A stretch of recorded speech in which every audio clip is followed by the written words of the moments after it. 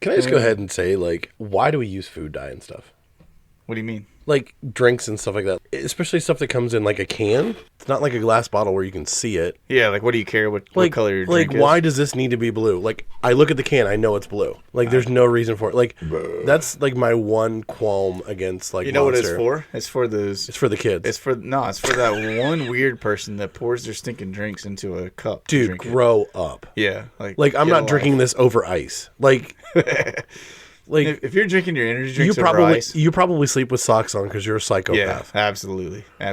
But like seriously, like it's in you just need to go ahead and confess to the cops where the bodies are buried. Right, that's exactly. all we're saying. But like that's my one big qualm about Monster is all of their stuff is dyed, like has food coloring in it. Yeah. Again, there's no reason for it. So I teased this to you earlier, but when I was coming up, I watched NASCAR quite a bit. Yeah, I mean same. So I had a friend of mine's dad. All right, I'll just say it how it is. I was a teenage boy. There was this one girl that I dated for a little while. She was one of four sisters. Wow. And they were all really good-looking girls. Okay. Yeah, so they were all like in this household together. So the motivation for being there was evident for a teenage guy. But I got along with her dad really well. Right. And so he would invite me over on Sundays a lot of times to come hang out. I was there to hang out with my girlfriend at the time. Right. But we would go hang out and stuff with that. And he would watch NASCAR on Sundays and stuff like that. So a lot of times I'd end up in the living room sitting and chilling with him and watching NASCAR. Watching people make left turns. Yeah, they're making another left turn. But it's been like that was probably the most regular that I watched NASCAR was at that point in time in my life. But I've been like on and off with it my whole life. Right. I like watching NASCAR even more so. I like being there in person. Right. I went with my buddy Jason. He's down in the Boone area, North Carolina. Oh, okay. He's the one that I ride motorcycles with every year. Oh, okay. But Jason invited me one year to go to Darlington to go see the races and stuff like that. So I went with him and his dad and his brother. Awesome time. Mm-hmm. Love doing the race thing, like especially live is awesome. Oh yeah. So anyways, I say all that but it's been a long time since I've like regularly watched NASCAR. Right. So the thing that I'm going to tell you that I just discovered may not be a revelation to anybody. May not be a shocker to you at all. You grew up in the South. Well, no. I'm saying this in the sense that this is something that probably everybody else but me knew about, just because it was a really cool thing. But I was on Facebook scrolling through videos the other day, right? Like the video sections where I kind of hang out a lot of times. I like watching like a lot of different short things that they put in there. And so I came across this video, and I'm sure that you've probably seen it. Don't make fun of me for this. But never. But Ross Chastain in 2022, the run at Martinsville Speedway against the wall. Have you seen that? The one where he just like basically video game raced it up against. He said it, yeah. Like the guy, he was basically just like, because he was, what was it? He was only. I thought that was more recent than 2022. No, it's 2022. Yeah, I looked it up because it seems more recent. Because I was like curious about it after I saw it. But for those of you that don't know about this, at Martinsville Speedway, Ross Chastain was just a matter of a couple of spots away from being able to make it into the championship 4. Right, yeah, the chase in like yeah. And so he needed to gain a couple of spots right at the end of the race at the finish in order to be able to make it into the standings so that he would be in the championship 4. And so Ross, this is what I love is like you're watching the video, he comes across the radio to his crew chief, and this is what he says. He says, "I'm just going to put my foot on the floor until I see God or a checkered flag." Yep. And his pit crew chief just replies, "My man." That's all he said to him. I'm like, well, dude, that is golden. Right, and I watched it, and I think at that point they were, I want to say they were 3 wide coming around the corner. They were, yeah. And he made it 4 wide. Yep. And he literally just books his car in between the wall and the car next to him. Yeah. Completely rakes the side of his car. He absolutely hammers down on the gas. Yeah. Without causing a wreck. Right. And without drawing a caution. Yep. And he ended up getting the spots that he needed to get in that championship 4. Yep. Everybody was pissed. Everybody's mad at him. Because like it's not the gentlemanly thing to, and it's like, dude, y'all throw a temper tantrum if somebody cuts you off. Right. Like, you'll fight in the parking lot like a bunch of girls. Like, have you ever seen some of those fights? Like, Oh, yeah, absolutely. It's either like a good fight or it's completely one side and the other one's like shadow boxing, like slap boxing. Yeah. But it's like, because I grew up watching, same thing. I grew up watching NASCAR off and on, you know, race heck, praise Dale. But you know, obviously, like the whole Earnhardt versus Jeff Gordon, you know, everybody hated Jeff Gordon because he won. Yeah. And that whole thing, watching Junior and all that kind of fun stuff. Like, I was a big Dale Jarrett fan back in the day. I always just wanted to let him take the truck around the track one time, but they never would. But yeah, so I grew up watching that. Like, we would, I mean, we still do. We go to Wayne County Speedway. Yep. Watch dirt. I love dirt track racing. Yeah. Watching those sprint cars. They're literally an engine and a frame and a body, and that's it. Like, I don't know if you know about this. Like, I know we were going to go to a sprint car race, and it got rained out. Yep. So the 410 sprints only have one gear. Yeah, I didn't know Like, that, actually. they have to get push started to fire and go. Right. Like, so if there's a stoppage in the race, like, all 25 cars have to get push started. So it takes a little bit of time. So, like, you kind of want one of those open races where you're just going and going and going and going. But, I mean, they're doing it on a much smaller track. I mean, they're going a quarter of a mile in 8 seconds. Which is crazy. In a circle. Like, okay. In a circle. Yeah, not a drag strip, in a circle. Right. So, and some of them will do a half a mile in 17 seconds. Right. So That's crazy. It's so much fun. Like, I love racing. I love dirt track racing, and I love NASCAR. I've only ever been to one NASCAR race. Yeah. And it got rained out. So yeah, like I said, I went to Darlington and it was awesome. Yeah, one of the best experiences. I want to go to Bristol. I think that would be fun. You know, going to Indy to see that. Even like some of the Formula One and the like F-Series stuff. Like, I would want to go see, because those cars are just screaming. Yeah. Oh, yeah, absolutely. But so anyways, I just thought that was interesting, though. I was watching that video and just Chastain going like, I'm just going to put my foot to the floor and hold it there until I see God or a checker flag. I was like, dude, what a manly statement to make. That created a rule that, like, you weren't allowed to do that. Yeah, you can't do it anymore. Yeah, you would get black. I think you get black flagged or... But good for him, man. But yeah, that's like what we talked about a couple episodes ago of the laws in Ohio and stuff like that, and like how did those laws get set? Right. Because somebody like Chastain was like, I'm just going to do this. You can't fish for whales on Sunday in Lake Erie. So it's good stuff. All right, let's fire this thing off. Good morning, Josh. Good morning, Josh. Recognize me? No? Well, I'm Josh. I got suspended from school because of Josh. You're going to be there with me in every way imaginable, Josh. Josh is truly in a trance, yes. I went to high school with Josh, and I can tell you right now, he's a terrific kisser. Hi, I'm Josh. Josh, these are people's jobs we're talking about, Josh. Thank you very much. Hi. Josh walking in the door wasn't even close. Josh, you are a muffin-snuggling pirate puncher. Josh is a good guy. We can talk to him. Please welcome Joshua. Josh.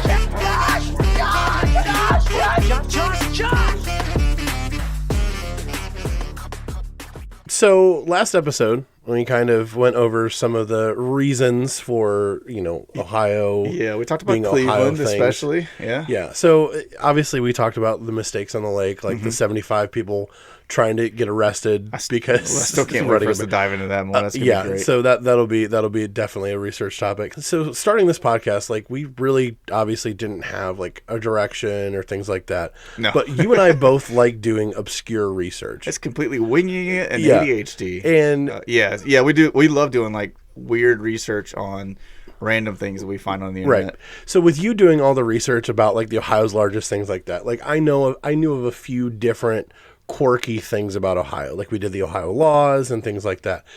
Have you ever heard of the 1969 Cuyahoga River fire? I have not. I think that I've heard it mentioned. Okay.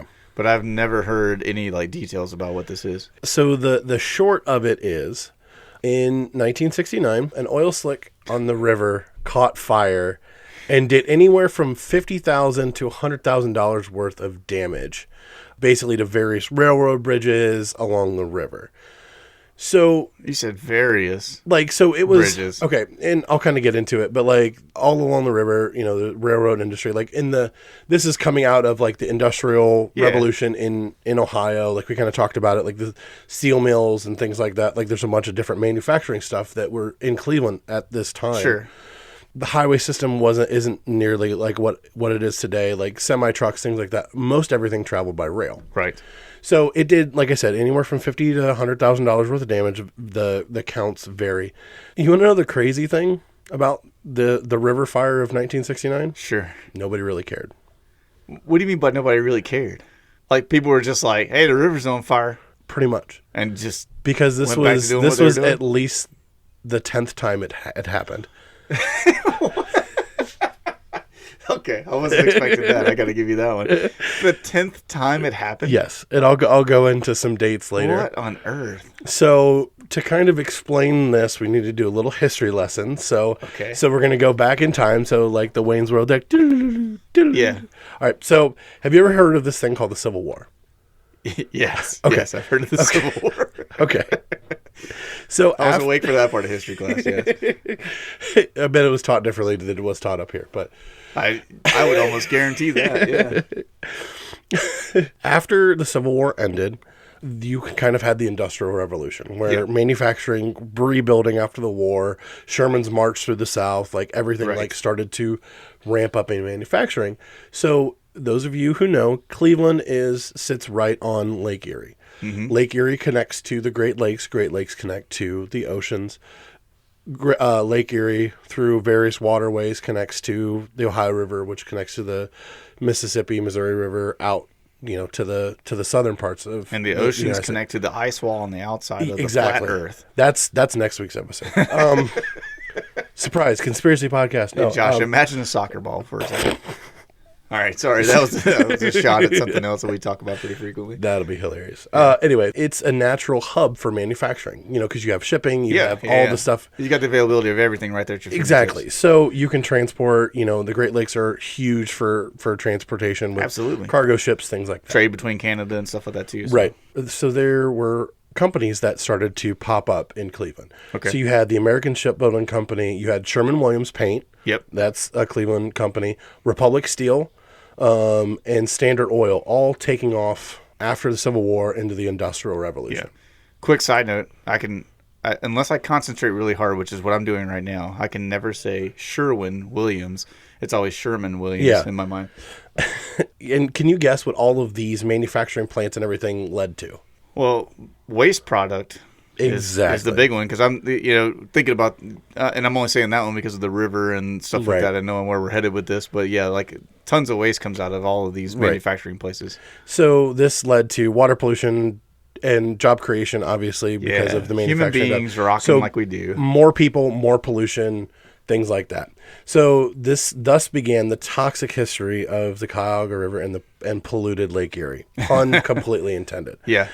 I mean, there's, even growing up, like I knew you never go swimming in Lake Erie. Right. Because it's so, because I mean, if you think about it, like geographically, if you are not aware, you have 3 major manufacturing cities along Lake Erie. Right. You have Detroit, Cleveland, and Buffalo. Right. So you have all of those feeding into one place, manufacturing. And we are in the middle. Right.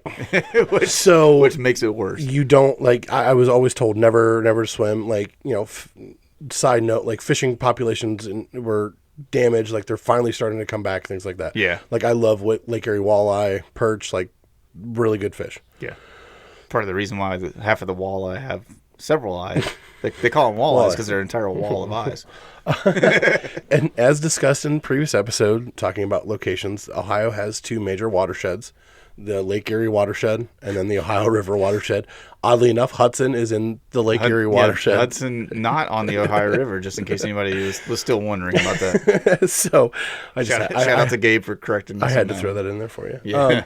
So by 1870, the river had become like any major waterway at that time. Okay. Basically an open sewer and dump site for manufacturing plants, cities, like just nobody cared because there was no regulation. And so in 1922, 52 years later, the engineers of the Cleveland Water Department decided to do tests on the water. Just a little while later, yeah. Right, but not for the reason you would think. I mean, okay, science has developed a little bit. So if you would do tests you would think that you're testing for chemicals, things like that. Yeah, we're looking for everything from like pH balance to harmful chemicals being present in the water, what's going to kill the wildlife, that kind of stuff. And Yeah, so those are all good things. You know why they did the water test? Why? Because people said the water tasted bad. Yeah. Yeah. Not because we're worried about pollution.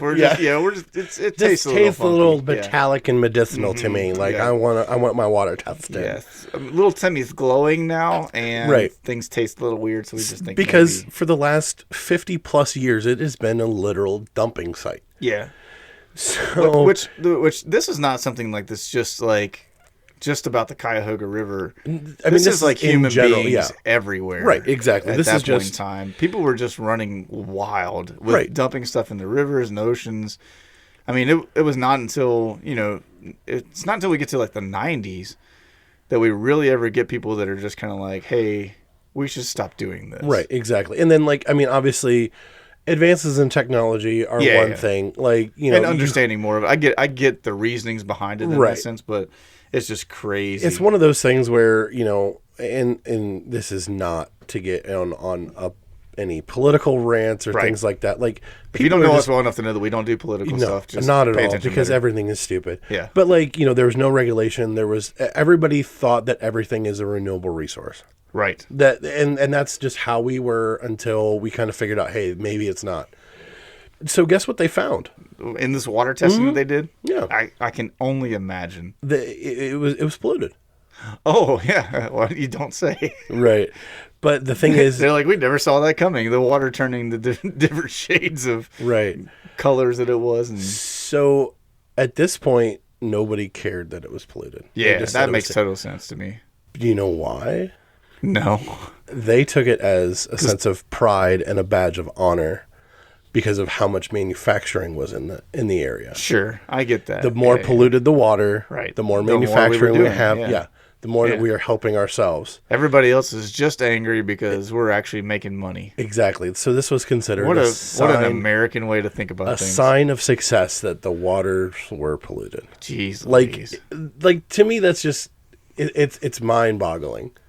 Yeah, I don't know. It's kind of like one of those things, like, I see it in that same vein as there was like a point in time where I was helping out of the church in Belhaven, North Carolina. Okay. So it's kind of more in the coastal area, but not quite to the coast. And so there's a big like inlet and stuff like that Belhaven sits like on the edge of.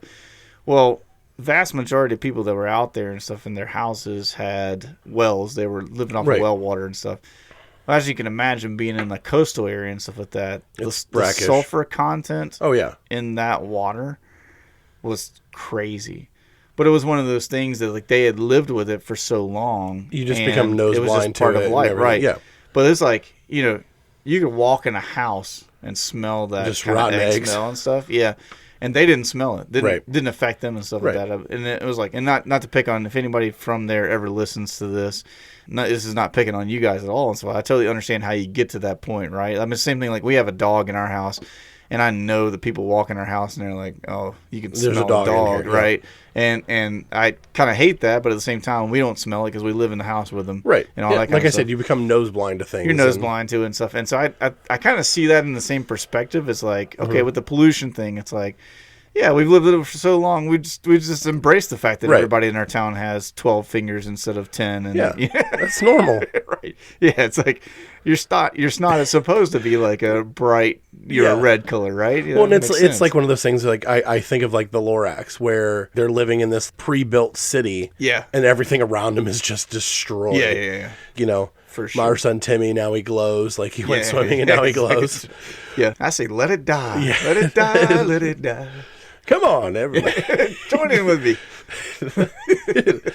So in 1868, 1883, 1887, 1912, 1922, 1936, 1941, 1948, and 1952 were all years that the river caught on fire. Holy crap. So now when you say that the river caught on fire, like there was fires on the, so basically in the case of the 69 fire, oil slicks from manufacturing plants, debris, things like that would get trapped under the bridges. Okay. And what is believed to have caused that particular fire is just a signal flare from a rail car. Okay. That just landed on top of the oil slick, and it just kind of burned. So when people think of like the river catching on fire, so the image that everybody draws to mind is like the big river boats and putting out the fire and everything like that. Yeah. That was actually believed to be attributed to the 1952 fire. The 69 fire wasn't that bad. It burned for a half hour and it was put out. Oh, okay. But this is the one that kind of drew attention to everything. Sure. So yeah, all of those years was it when it caught on fire. So it became a running joke. But now you can see why it didn't bat an eye. Oh, the river caught on fire again. Right. It's not like, because the 10th time it happened, right? Because, learning about, like we had, I think it was in 3rd grade, we had an Ohio history class. Like we learned everything about Ohio. Yeah. And I remember, but the image in my mind is like the end of like the river where all the like the boats and everything go out. Like in my mind, it was just a wall of fire. Yeah, right. Like pushing out to Lake Erie. Well, that's kind of how I was thinking about it, like in the sense, because you're like, when you said that it like messed up multiple train bridges and all that kind of stuff, I'm just like how far down the river was this fire, and like how big was it? Well, I mean, but you also have to think, if it catches 2 rail bridges on fire, that's a significant amount of damage. Yeah, oh yeah. So, but like it would just basically like a line, like when you light a good bonfire, right? You pour gasoline all over the fire and pour the gas in a line back to where it's quote unquote safe, right. And then you light it and then it goes and it blows up. It's same thing with this. A line of it kind of caught on fire. So those 9 different time periods that I gave you, are only the recorded ones. Jeez. So there's probably more. So like I said, I wasn't kidding when like this was the 10th time it caught on fire.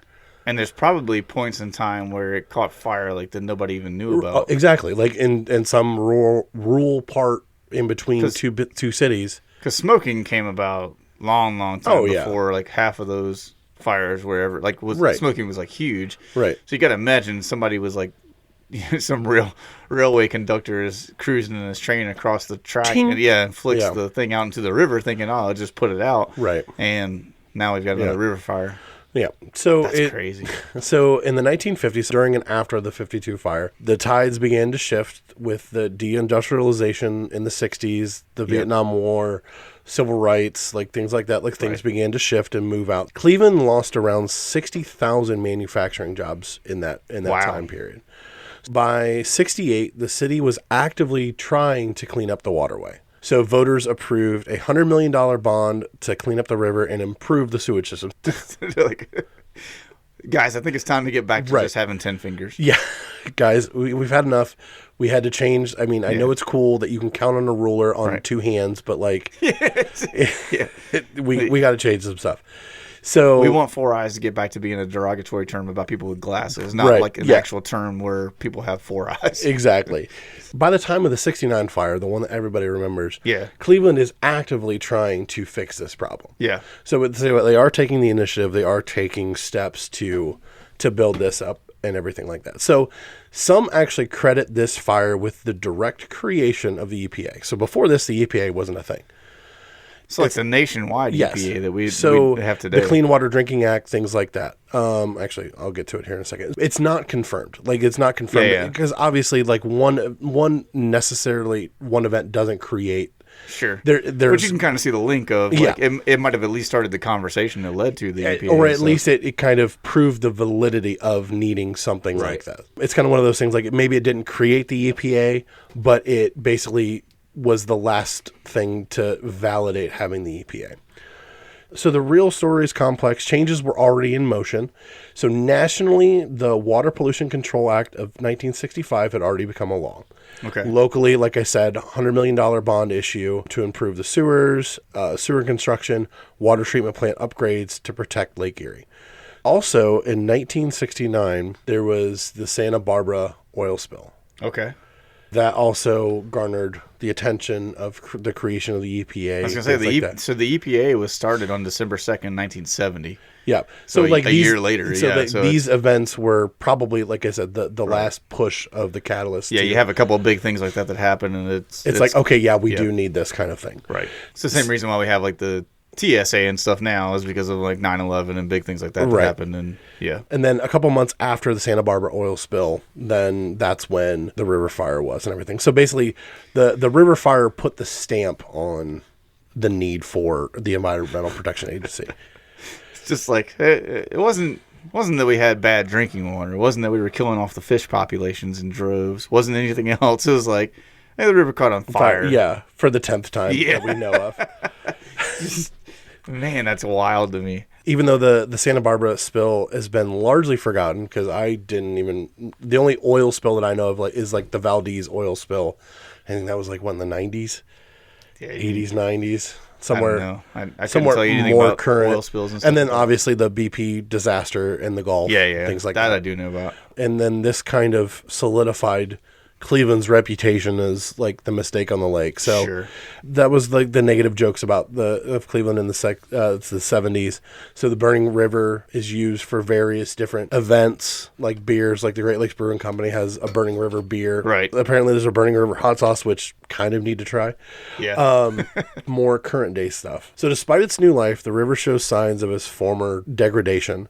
So in 2018, the Plain Dealer reported that the EPA scientists have tested dozens of sites along the river bottom and found that the PCB levels remain dangerously high. Okay. So like, this is still having an impact from the 1870s. Yeah.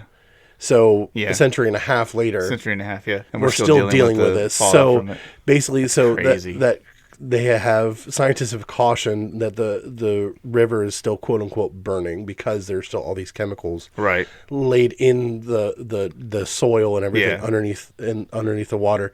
So it has bacteria, viruses, parasites, including salmonella, giardia, hepatitis A. Even though they've made efforts to clean it, it's like any other river though, like things have shifted. You know, water naturally moves. It's going to take the path of least resistance. So, you know, it's moved over time as far as its path and everything. Still should be a cautionary tale for all of our friends that are in Ohio. Don't swim in. Don't drink from. Don't do anything in the Cuyahoga River. Yeah, or Lake Erie. I mean, you can fish in Lake Erie. Like, it's gotten better, but still not great. Still, but it's just one of those things where it's like, again, not to get political. Like, little things have such big impacts that you don't even think of. Well, I was going to say, like, one of the things we have seen, so a few episodes ago, we talked about the Balloon Fest thing that happened in Cleveland. Now we're talking about the Burning River. Even just going back to our last episode and thinking about the youth group story, especially the one of the kid throwing the pin off the bridge.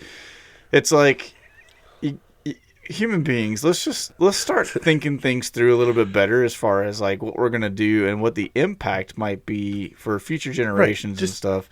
Do better. Yeah, it's like just do better. It's not man. hard. Like somebody should have thought at some point in time, like, hey, we're dumping gallons upon gallons of flammable chemicals into this river.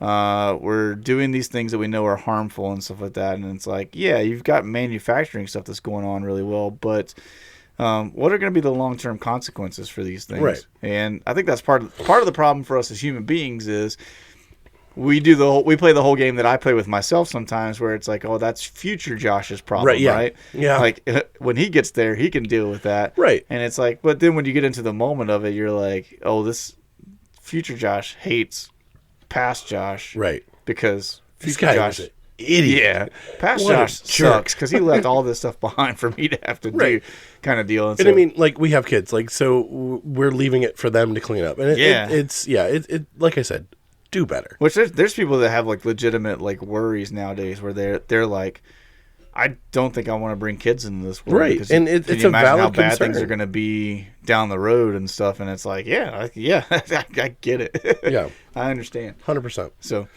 so that's the Cuyahoga River fire. And then, like, you know, shout out to Sources, which was the Plain Dealer and the Cuyahoga Valley River Association. That's wild. But yeah, so it's crazy because, like, I've always heard of it and, like, it's one of those things where it's like kind of always been in the ether, but like kind of digging into it and kind of seeing, oh, that this had a national impact and things like that, where like it doesn't necessarily create the EPA, but it was basically the one that pushed it over the edge to become an organization. Man. But yeah, so That's interesting stuff. So, yep, again, don't dump your chemicals into Right. the rivers because you're really screwing things up for all of us. And you might have to invent another government agency to Right. deal with your mess. But yeah, so speaking of chemical compounds and everything, let's talk about the Salt Collective. Chemical compounds. That's good. That's great. This week, we're going to tell you again about our sponsor, the Salt Collective. So they exist to be able to come alongside small businesses and nonprofits and help them to just do business better. And so as they do that, one of the cool things that the Salt Collective does is they take the businesses that partner with them by hiring them on, and they partner them with the nonprofit organizations that they work with, so that what is paid from the businesses goes to support the nonprofits through the Salt Collective, so they get to do more work for nonprofits as more businesses hire them on. So we love seeing that partnership. We love seeing what they're doing. They work with several of the nonprofits here in our area. They work with several small businesses and friends of ours, and they have done tremendous work to be able to help grow their social media presence, to help them with marketing, and we believe that they could help you as well. So if you're a small business owner, or if you know a small business owner that's looking for some help in marketing, and especially in the world of Facebook and Instagram, all those online places that you can exist, if you know somebody that's in a small business that would like to hire them on for that purpose, or if you are someone that works with a nonprofit organization, we would encourage you to check out remainsalty.com, or you can go to their Facebook page by searching for the Salt Collective. You can also check them out on Instagram as well. And that we know that if you go check out their website, go check out their social media pages, you'll see the Salt Collective is a great organization doing great things for small businesses and nonprofits. Check out the Salt Collective, remainsalty.com. We appreciate it. You ready for story time? Yes, sir. All right. I found this funny story, and I thought that I would share it with you. It's kind of funny just because of what happens to the main character of the story. So let me begin by setting the scene for us, as I like to do. Okay. It's March of 2020. We're getting into the pandemic stuff, right? Yes. It's not in full swing yet. It's getting close. It's getting pretty close, right? But in March of 2020, we're in Roxborough, North Carolina. So Roxborough, North Carolina is kind of in the midwestern part of the state. Okay. It's not terribly far away from where I grew up and stuff. A little bit closer to where Brooke kind of spent most of her time as a young person. But we're in a retirement home. Okay. Yeah, I know. Didn't see that one coming. Yeah. Okay. So we're in a retirement home. You think about kind of the main common rooms in a retirement home, right? You've been to at least enough of them to kind of see what I'm thinking about. Like it's an area that usually has a bunch of softer big back chairs. Right. Yeah. You have your reception, then you have a big open foyer with fireplaces and always that instrumental piano music playing. Yeah. And scattered old people sitting around in their chairs with their quilts on their laps and probably at least a few tables here and there, where they can play games. Smells and sit weird. And talk. Yeah, it's a little bit of a smell, that kind of stuff. So, in the middle of this big room, there's a birthday celebration going on. You can imagine there's balloons tied to the backs of chairs. There's a big cake in the middle of the table. There's presents. Tie these last episodes together: fire, balloons. Yeah, all kinds of fun stuff. There's a cake, there's presents, there's friends and family that are all gathered around this big table. And at the head of the table, sitting in her chair, is Ruth Bryant, who is turning 100 years old. What a girl. Right? Yeah. Come on. Way to go, Ruth. She's doing it. So, 100 years old, celebrating her birthday. Her whole family's there gathered around, celebrating with her and stuff like that. People from the retirement home are there hanging out with her and everything. So it's a good time. I kind of see the sun peeking in through the windows. Right, yeah. Nice warm environment. Super happy. All this kind of stuff. And then all of a sudden, two sheriff's deputies kick the doors open to the retirement home. It comes storming into the room asking for Ruth Bryant. To which one of the workers identifies Ruth as being the one sitting at the head of this table celebrating her birthday with her family. So she points her out. The two sheriff's deputies make a beeline for Ruth and stand her up out of her chair. They take hold of her now, stand her up out of the chair and tell her not to resist.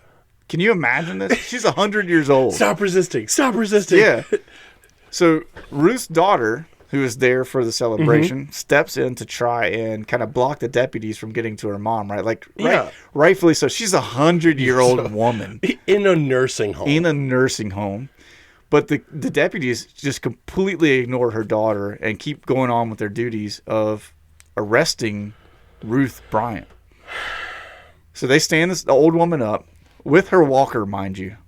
They placed Ruth in handcuffs, and they cuffed her to her walker so that she could at least be mobile with it. I'm like, dude, this only gets better as it goes. No. So the only I'm sorry. Yeah. The only thing I could picture is Happy Gilmore with Ben Stiller's 100%, like, oh, your fingers are tired. Well, you just got pulled landscaping duty. You can trouble me for warm glasses. Shut the heck up. You would go to sleep, and I'll put you to sleep. Check out the name tag, Grandma. You're in my world now. That's what I picture in this moment right now. Right. So that's very much the feel of the whole thing. The family is, as you can imagine, just in shock and terror to a degree. They're all watching this go down, and her daughter's trying to figure out, like, what are you guys doing and stuff like that. The sheriff's deputies are like, ma'am, get out of the way. This woman's being arrested. So they put her in handcuffs, handcuff her to her walker, and they lead her out to one of the cruisers. In the meantime, Ruth's family was told that she was being arrested for, catch this, indecent exposure at 100 years old. I mean, okay. Even worse than this, though, is Ruth doesn't deny it. Like, in the process of being arrested, they're like, you're being arrested for indecent exposure. And she's just like, yep, makes sense. Okay, so now Happy Gilmore, got it.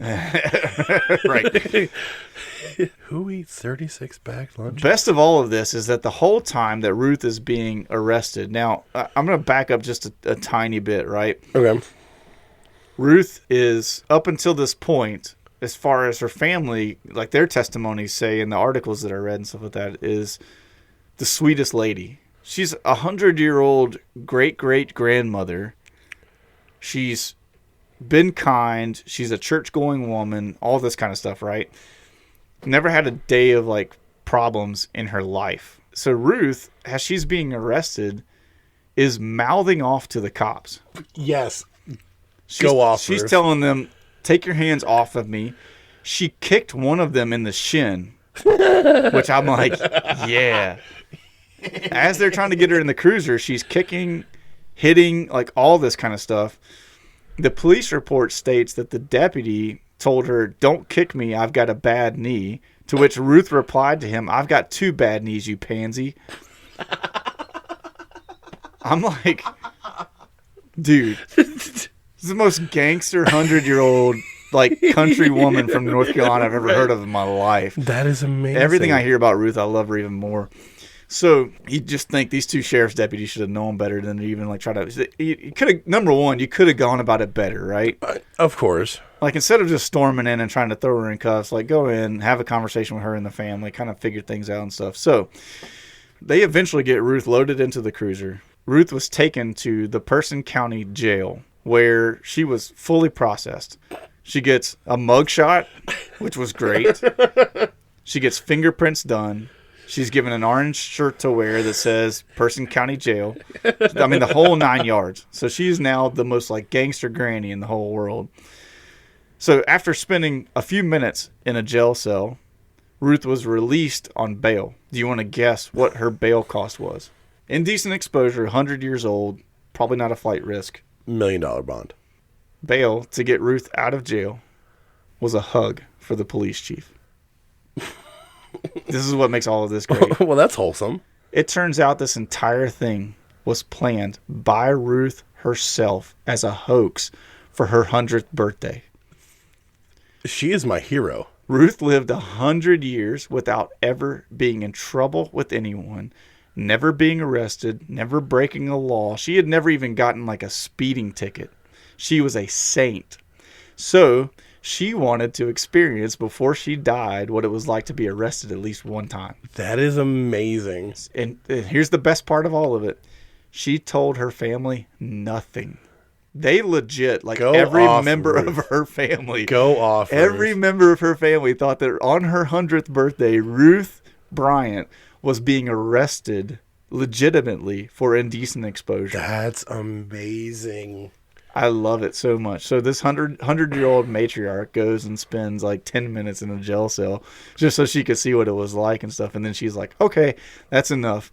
She's let out, gives the police chief and the arresting officers all hugs and stuff because they were all in on it. They knew the whole time. That's amazing. And then she's released to her daughter who was there waiting. And they said that her daughter, like, obviously wanted to just kill her.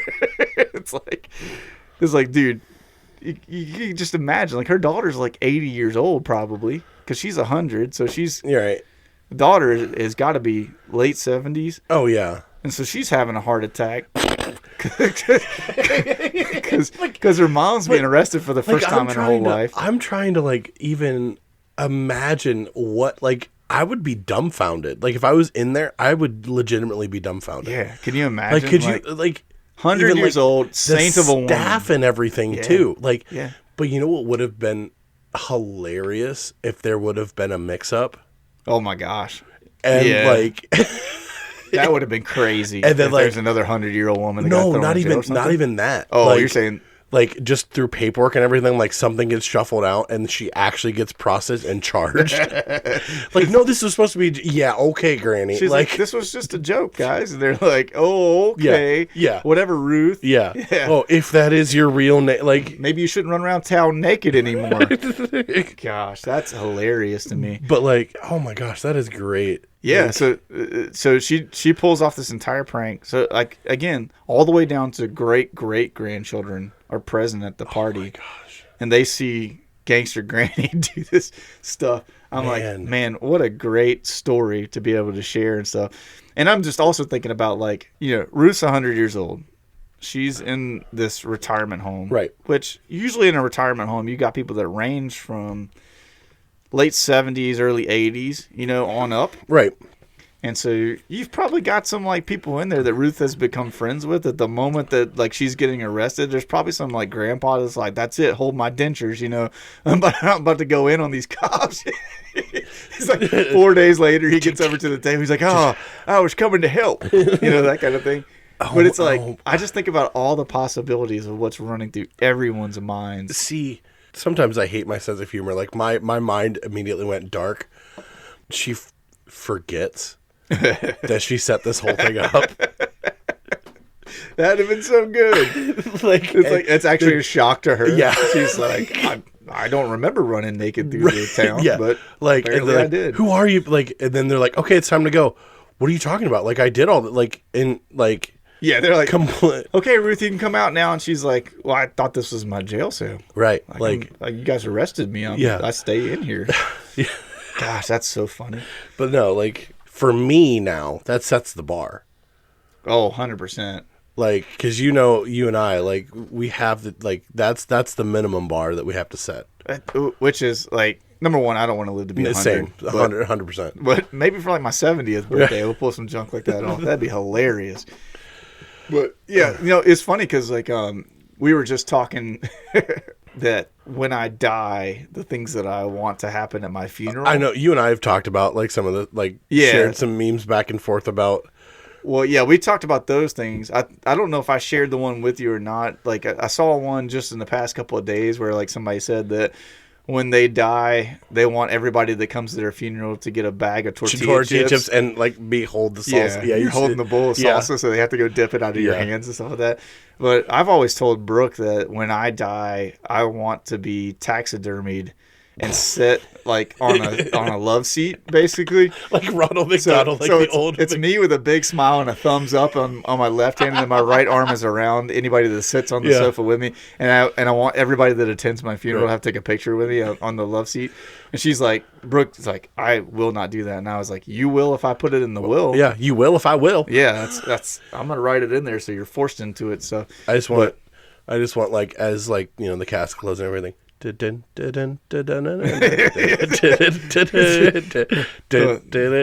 the Box style. That'd be hilarious. It's like the scene from Elf where he's testing all the Jack in the Boxes and it doesn't pop and he's like, and then it just pops. You actually have it rigged up so there's a system in your casket that actually sits you up. Gosh, that'd be hilarious. We're terrible. But I've always thought about stuff like that. What was it? Brooke said that she wants for, like, my funeral that after I die, she's going to take my cell phone and text everybody afterwards and say thanks for coming. Yes, like 100%. That's like genius.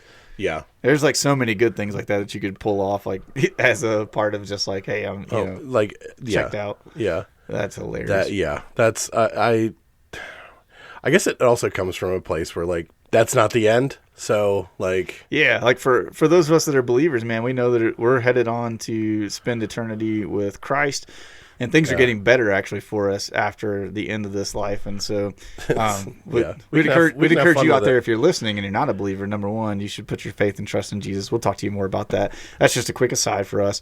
That is a hope that we have. And so for us, it's like, why not have a little fun in the end process of this life? Much to the chagrin of family members. Oh my gosh, man! Brooke absolutely hates the idea of the things that I would try to like pull off as a part of my funeral and stuff. She can't stand it, but I'm like, you know how funny that would be? Come on. Or just like the same with the massive text, like, okay, see you soon. Yeah, yeah.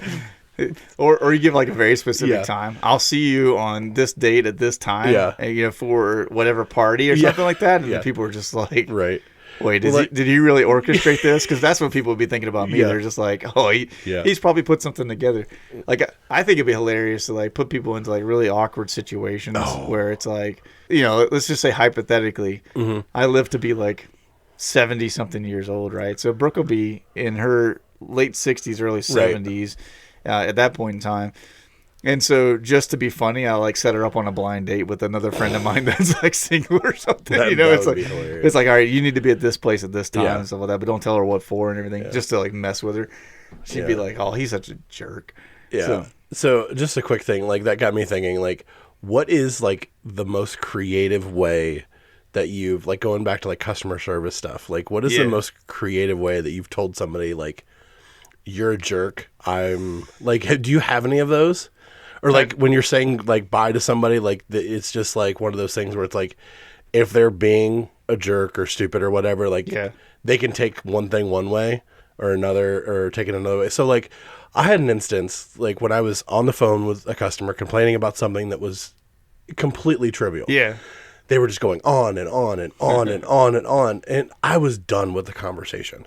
Just completely done. Like I was over it. Been there plenty of times. And then I was like, I was like, I don't want to just hang up on the person because like I was in that situation. I was like, I'm not going to be a jerk, but I don't want anything. You and I are built very much the same in the sense that if we're going to be mean to somebody, we're going to do it with tact. Oh yeah. And so for those of you that don't know, like my favorite definition in the whole world is, and you have to pardon the French in this in a sense, but my favorite definition in the whole world is the definition of tact, which is the ability to tell somebody to go to hell in a way that they look forward to the journey. Right.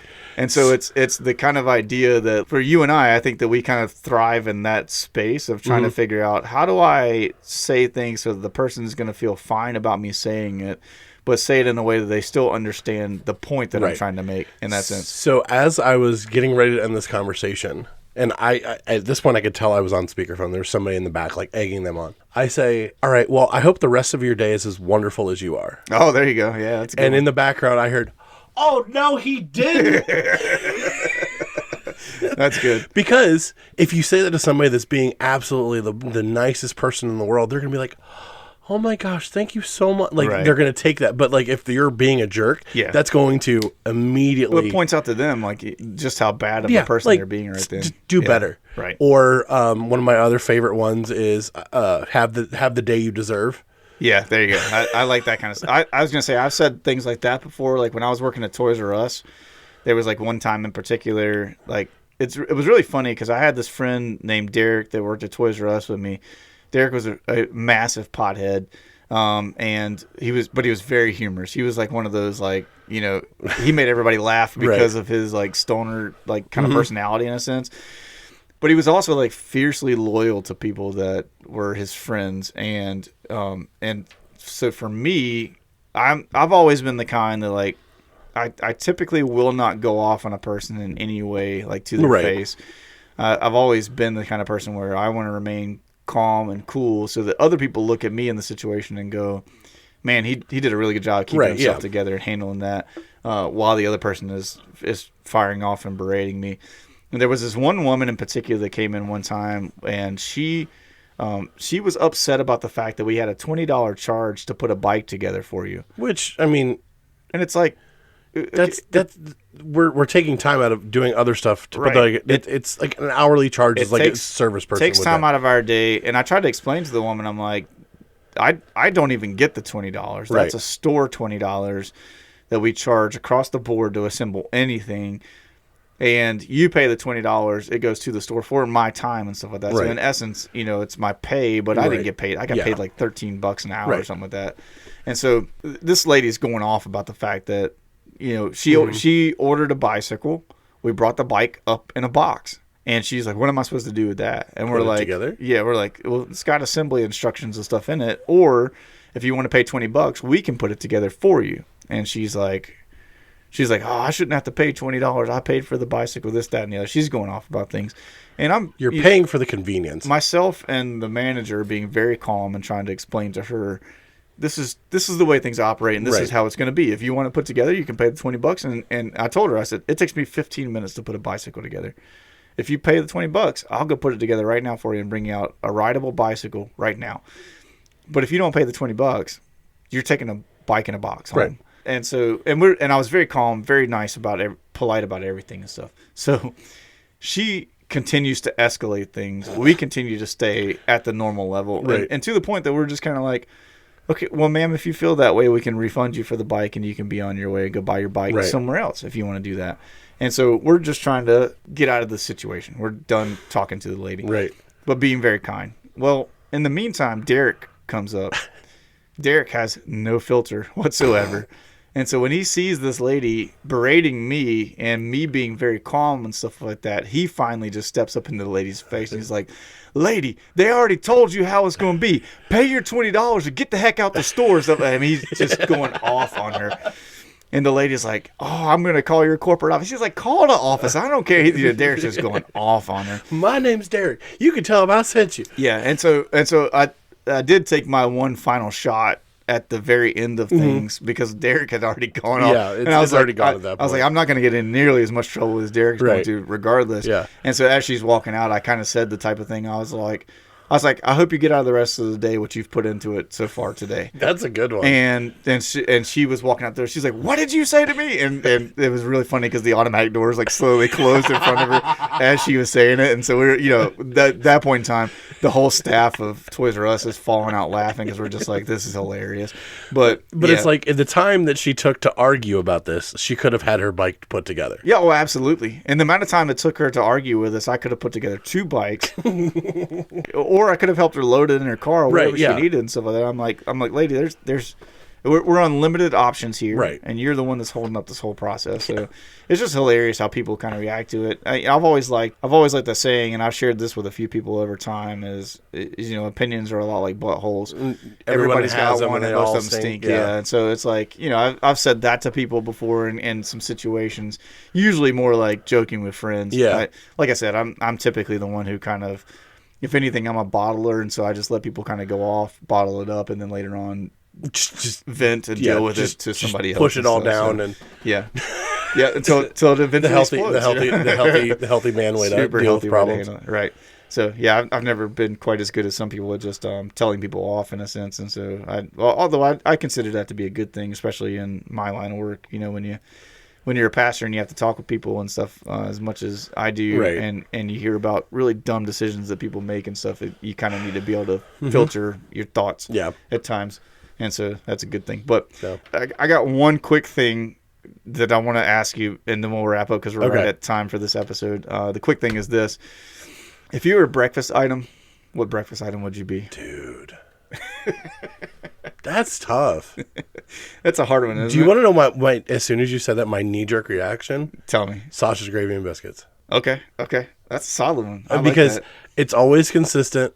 It's always, what you're going to get. You're going to get sausage, gravy, and biscuits. Sometimes you got to add a little bit more salt to it. Sometimes you got to add a little hot sauce to it. I'm flexible. I can kind of adapt to anything. Sure. I'll go with anything. I mean, you could have sausage, gravy, and biscuits with anything. You can have sausage, gravy, and biscuits at any time of the day.